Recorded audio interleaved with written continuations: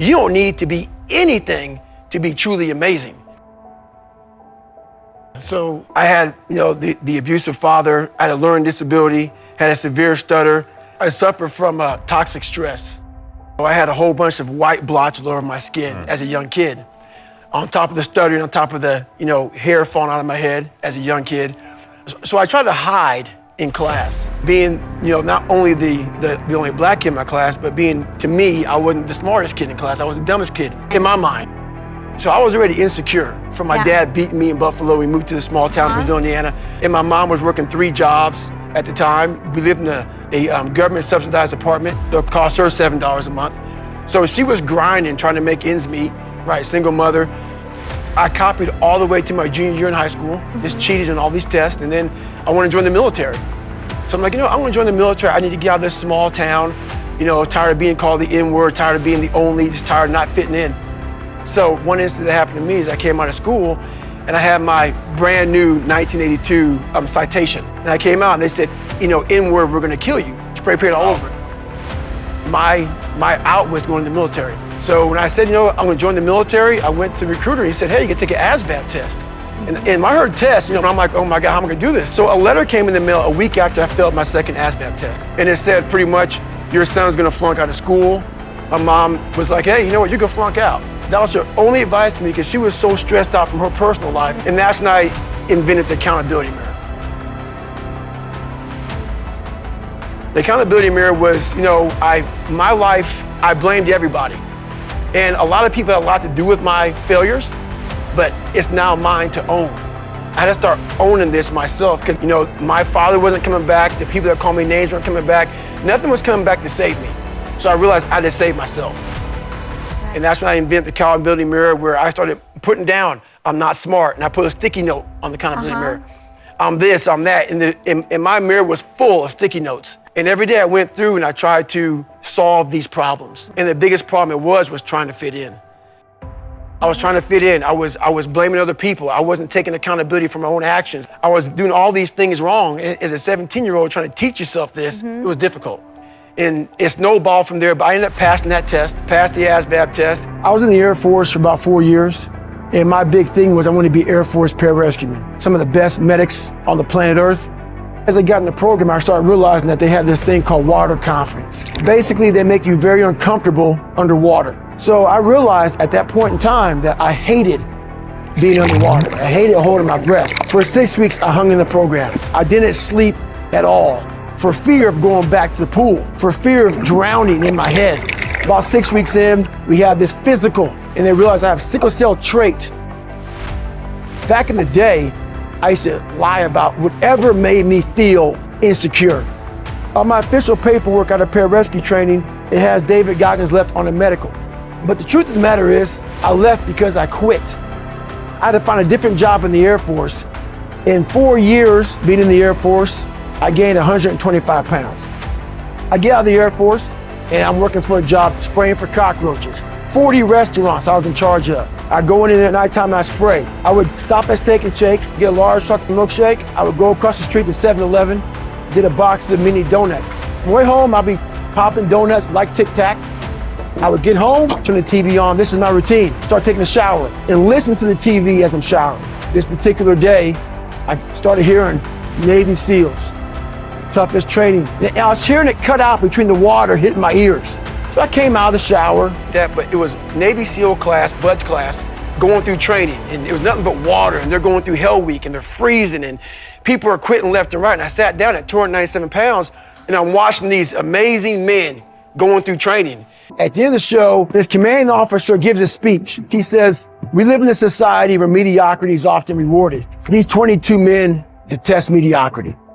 And I felt like, man, I have to now really start to overcome my fears because I felt so small. Every day I had this haunting voice in my head saying, you're nothing, you're nothing. And I had to start conquering myself. And so to overcome all this, my bright idea was to try to become the one thing I was afraid of, a Navy SEAL. That day, I started calling recruiters up. And for 2 weeks, this happened. This recruiter laughed at me, that recruiter laughed at me, this recruiter said, there's no way. And every time I heard a no, I said, no, it's not meant to be. So I get back in my car and start driving back to work. And after I'd be at work for a few hours, man, I said, man, you can't give up that easy. So finally I said, this is my last call I'm gonna make. He was real busy. He said, just come on in. People don't walk in the office trying to be a Navy SEAL weighing 297 pounds. You walk in looking the way I look now. So he brought me back to a scale, and I remember looking in front of me was a height weight chart. For me, I'm 6'1". I could only weigh 191. I had to lose 106 pounds in less than 3 months. So I went on this crazy routine and eating hardly nothing. And in less than 3 months, I lost 106 pounds. I'm the only person in Navy SEAL history to be in 3 Hell Weeks in 1 year. Hell Week is 130 hours of continuous training. I got into Hell Week, got double pneumonia, stress fractures, got rolled back to day 1, week 1. I broke my kneecap. So I reported back to day 1 of Navy SEAL training broken. And we had a guy die in my 3rd Hell Week. So Hell Week ended about 30 hours early. I have severe stress fractures. My knee is now blown up again. I knew I wasn't gonna get a chance to go back through Hell Week again. I made a decision to myself, there's no more quitting. So that's when I went and got duct tape. For the first 45 minutes, the duct tape hurt like hell. But after 45 minutes, my legs would go numb. Once stuff goes numb, you can't feel it. So that's how I went through the rest of 22 more weeks of Navy SEAL training. I was already at rock bottom my whole life. So when you know how rock bottom feels, you don't mind sleeping in the sewer.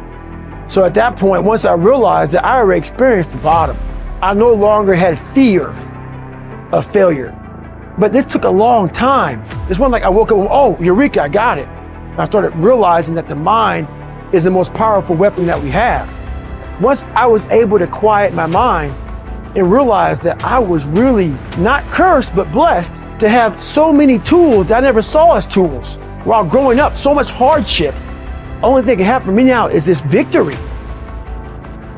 I chose these hard things to do because I wanted to learn how to callous my mind. Like the pull-up record, I did 4,030 pull-ups. But in preparation for that pull-up record, I did 67,000 pull-ups in 9 months. And what happens is your hands become calloused. Calloused hands protect you from hurting yourself on the pull-up bar. Right. So I realized, you know what? I have to learn to start callousing my brain. And I have a chapter in my book called Armored Mind. And Armored Mind it speaks of how we have to do things that suck every day, because that's how you start to strengthen your mind. So I said, you know what? Let me go on Google. And I Googled the 10 hardest events in the world. And what came up, number 1, was this race called Badwater 135. It's a 135-mile race through Death Valley in the summertime. So 130 degrees, 135 miles. I said, that's what I'm gonna do. I figured it had to be a stage race, like a 10-day race, something like that. No, it wasn't. It was a 1-day race. And so I called the race director up and said, hey man, I'm David Goggins. Chris Kostman goes, yeah, that's great. I go, I wanna do this race to raise money for a foundation. He goes, have you ever run 100 miles? I said, in 1 calendar year or what? He goes, yeah, to get into Badwater, you gotta run 100 miles in 24 hours or less to qualify. I said, you can't do 100 miles in 24 hours. I go, that's impossible. He goes, look, only way you can get in my race is to qualify. This is in November, on a Wednesday. There's only 2 more races I can do to qualify for the Badwater. And one happens to be on Saturday. I call him on a Wednesday, this race is on a Saturday. It's called a San Diego 1-Day. You have a 1-mile track, you run around 1-mile track for 24 hours to see how many miles you can get. And I get all my gear. I get a blue lawn chair, Mileplex and Ritz crackers. That's all I have for a 100-mile race. So I get my little seat set up, I'm gonna see her every mile. I get some Mileplex and Ritz cracker, I keep on running. At mile 50, I start to feel the bones in my feet start to break.